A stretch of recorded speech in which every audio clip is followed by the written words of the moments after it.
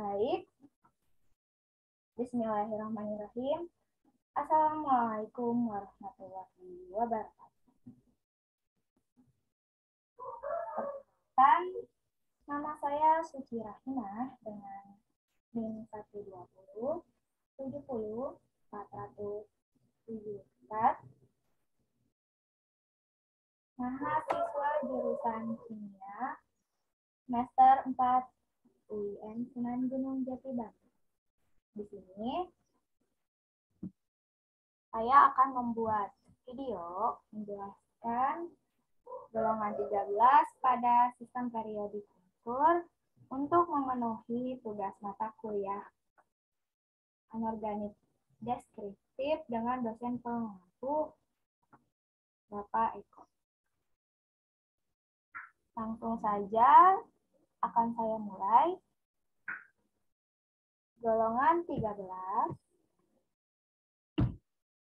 pada tabel periodik unsur, di mana golongan 13 ini memiliki 5 unsur, di antaranya boron, aluminium, gallium, indium, dan kalium. Secara umum, golongan 13 tidak sekuat logam golongan alkali dan alkali tanah. Senyawa unsur golongan 13 umumnya memiliki karakter kovalen yang tinggi karena ukuran ion yang relatif kecil, lalu muatan yang relatif besar, serta energi potensial ionisasi yang relatif tinggi.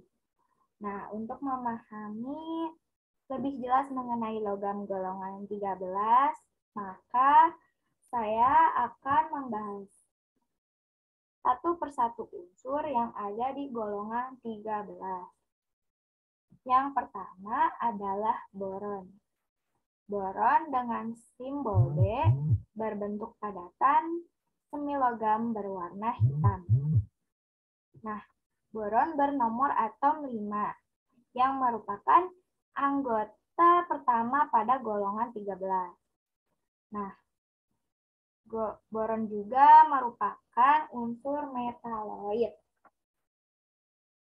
di mana metaloid sendiri adalah kelompok unsur kimia yang memiliki sifat antara logam dan non-logam. Metaloid sulit dibedakan dengan logam. Perbedaannya adalah metaloid semikonduktor, sedangkan logam adalah konduktor. Kemudian,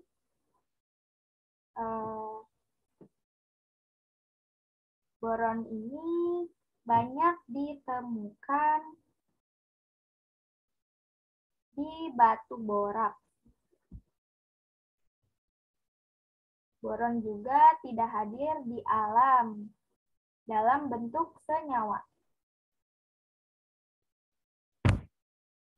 Walaupun tidak berlimpah di alam, tetapi boron cukup terkenal dan terdapat di dalam berbagai mineral seperti boraks dan holonite.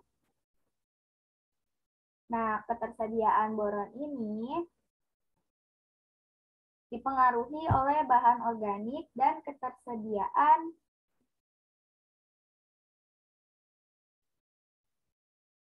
boron yang rendah,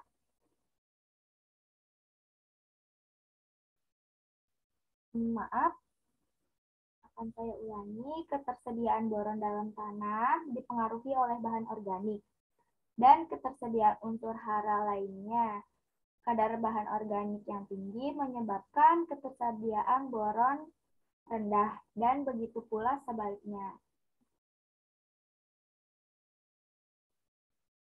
Nah, di sini juga terdapat tidak reaktifnya boron terhadap O2 dan H2O, di mana boron tidak membentuk senyawa ionik bimer dan tidak reaktif terhadap oksigen dan air. Kemudian, Di sini juga ada gambar ikatan kovalen B6H6 serta terdapat jembatan hidrogen. Di sini pula terdapat senyawa yang sering berikatan dengan boron. Yang pertama adalah asam borat atau H3BO3. Asam borat ini diperoleh dari persamaan BX3 ditambah 3H2O menjadi H3BO3 ditambah 3HX. Nah, asam borat merupakan padatan putih yang sebagian larut dalam air. Selanjutnya ada klorida. Klorida ini senyawa yang dihasilkan dengan boronnya adalah boron triklorida atau BCl3. Kemudian ada bromida. Senyawa yang dihasilkannya adalah boron tribromida atau BBr3. Lalu ada boron karbida. Di sini tidak tertulis karbidanya, mohon maaf, kurang lengkap. Nah, boron karbida ini mempunyai rumus kimia B4C. Nah, dia juga memiliki kelebihan yaitu stabil pada temperatur tinggi, memiliki tingkat kekerasan yang tinggi, dan memiliki sifat-sifat termoelektrik yang sangat baik. Selanjutnya ada kegunaan boron. Nah, di sini kegunaan unsur boron biasanya digunakan untuk membuat filamen penguat plastik. Lalu juga senyawanya dapat digunakan sebagai pelapis baja di kulkas atau mesin cuci. Kemudian boron karbida biasanya digunakan untuk rompi anti peluru dan tangki baja, serta sebagian besar boron digunakan untuk membuat kaca dan keramik. Kita lanjut ke unsur kedua, yaitu aluminium, di mana aluminium ini merupakan logam ringan, lunak, dan mudah ditempa. Aluminium adalah suatu unsur kimia yang memiliki nomor atom 13. Aluminium ini tidak bersifat magnetik, berwarna perak putih, sedikit kusam, dan unsur kimia terbesar ketiga setelah oksigen dan silikon. Aluminium merupakan konduktor panas yang menghasilkan gas hidrogen melalui persamaan 2Al ditambah 6H2O menjadi AlOH3 ditambah 3H2O. Aluminium ini bersifat reaktif terhadap O2. Walaupun bersifat reaktif, namun reaksi pada logam aluminium ini sangat lambat. Aluminium banyak ditemukan di mineral berjenis beril, clearite, garnet, spinel, pierus, dan batuan berjenis baukit. Baukit ini adalah batuan yang mengandung 3 mineral utama dan berkaitan dengan mineral silikat berupa kaolin dan mineral besi. Daerah penghasil bauksit ini di Indonesia tuh ada Kalimantan Tengah, Kalimantan Barat, Bangka Belitung, dan Kepulauan Riau.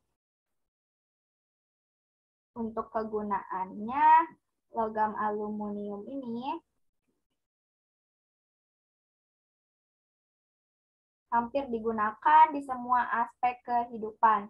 Senyawa-senyawa aluminium juga digunakan secara luas di berbagai bidang.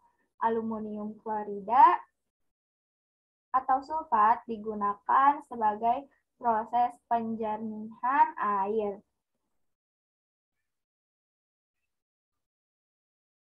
Kemudian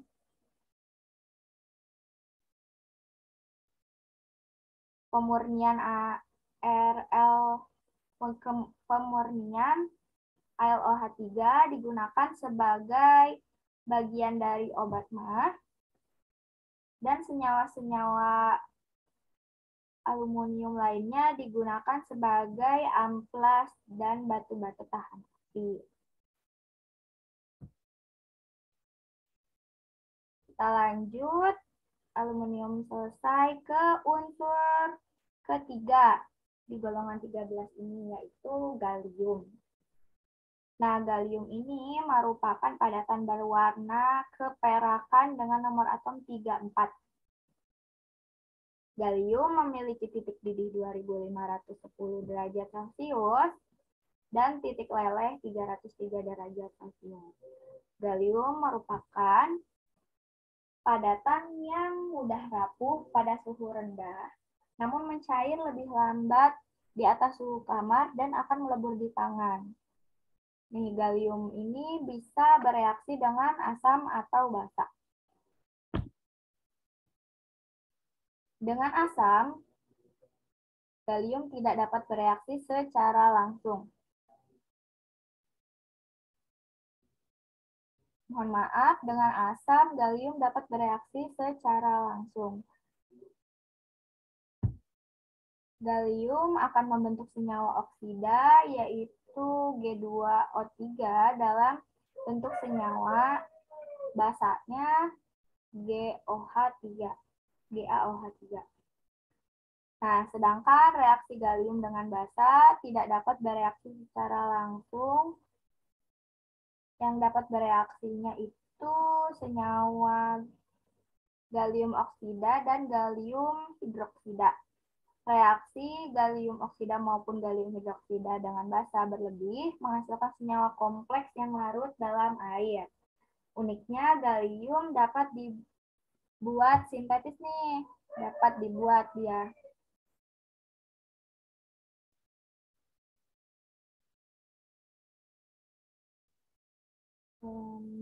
Dibuatnya itu dengan disintesis. Cara-caranya yang pertama adalah dengan pemurnian bauksit melalui proses Bayer menghasilkan konsentrasi galium pada larutan alkali dari sebuah aluminium.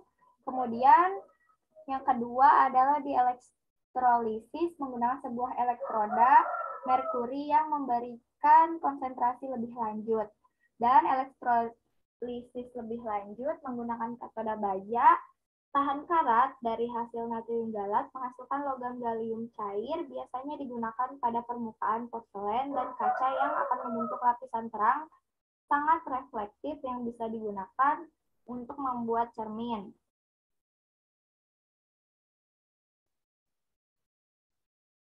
Biasanya kegunaannya yang tadi saya sebutkan, lalu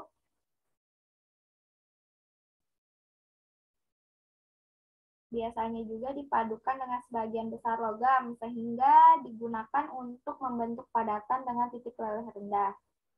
Kemudian dengan sifat semikonduktornya, galium dapat digunakan di berbagai termometer bersuhu tinggi.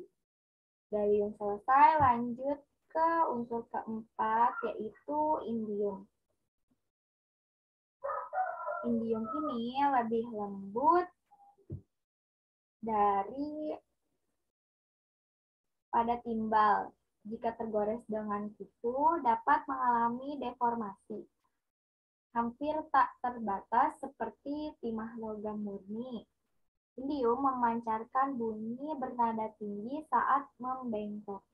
Indium adalah unsur amorfer, larut dalam asam untuk memberikan garam indium dan juga larut dalam alkali yang terkonsentrasi untuk memberikan indates, namun tidak terpengaruh oleh galium hidroksida atau air mendidih, maka limpahan indium termasuk yang paling rendah di antara unsur yang lainnya.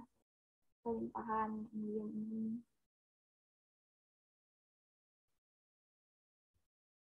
Indium memiliki sifat diantaranya semikonduktor. Lalu yang tidak biasa, ketika cair, indium akan menempel pada kaca bersih, dan permukaan lainnya. Hal ini membuat berguna untuk memproduksi segel kedap udara antara kaca, logam, kuarsa, keramik, dan marmer. Nah, logam indium ini tidak terpengaruh oleh udara pada suhu biasa, tetapi pada suhu panas, indium akan terbakar dengan nyala api biru violet.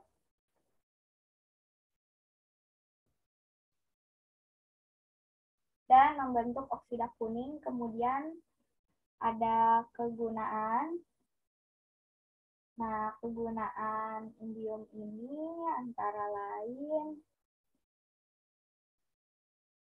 digunakan untuk menyolder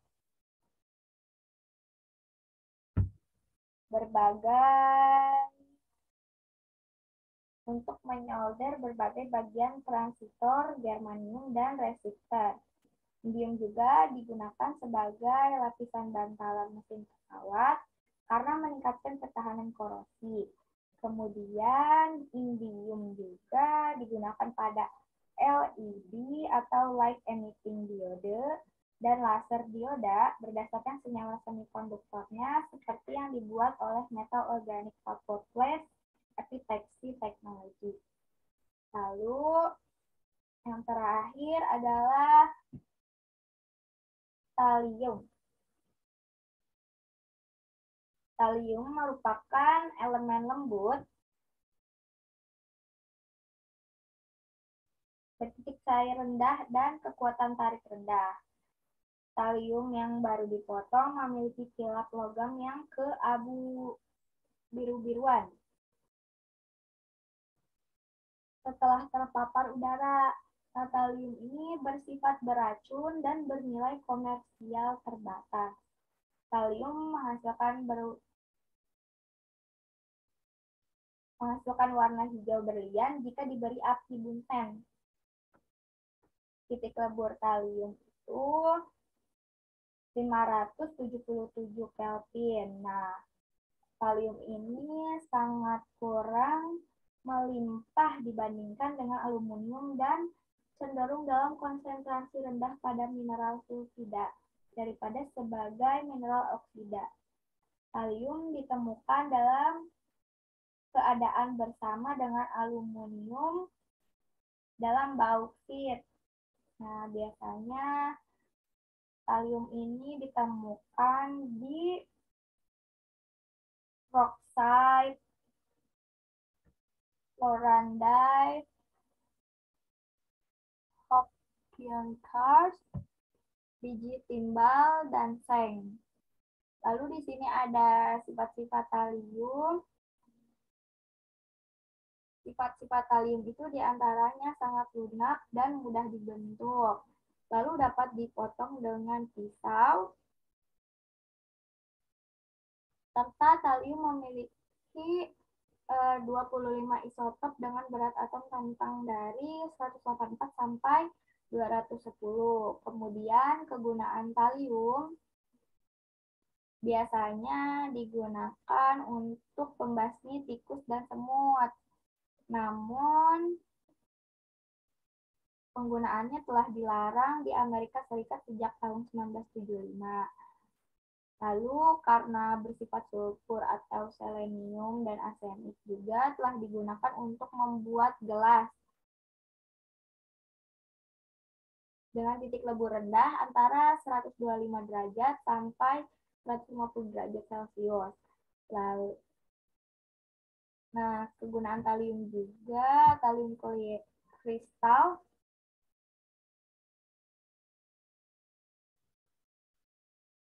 atau talium bromida iodida telah digunakan sebagai bahan optik.